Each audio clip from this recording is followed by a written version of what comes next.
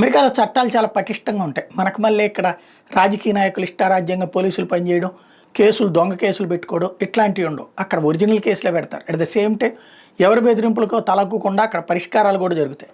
ఒక కుక్క కరిచింది ఒక ఆయన్ని, మన భారతీయుడు, మన తెలుగుడే, ఏది ఆ పక్కన వాళ్ళ ఇంటికి సంబంధించిన పెంపుడు కుక్కే.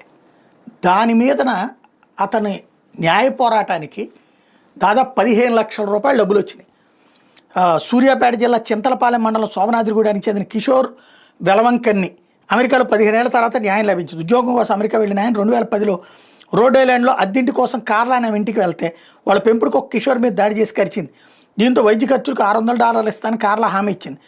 ఆ తర్వాత మొత్తం ఇవ్వకుండా దుర్భాషలాడింది. దీంతో కిషోర్ వాషింగ్టన్ డీసీలో కోర్టును ఆశ్రయించారు.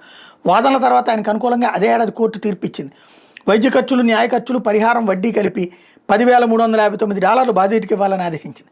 ప్రత్యర్థి కార్ల ఐపీ పెట్టినట్టు ప్రకటించి పరిహారం ఇవ్వలేదు. ఇటీవల ఆమె తన ఇంటిని అమ్మింది. కోర్టు ఆదేశాల మేరకు కొనుగోలుదారు నుంచి ఆ పరిహారం మొత్తం వడ్డీతో కలిపి $29,092 వచ్చినాయి.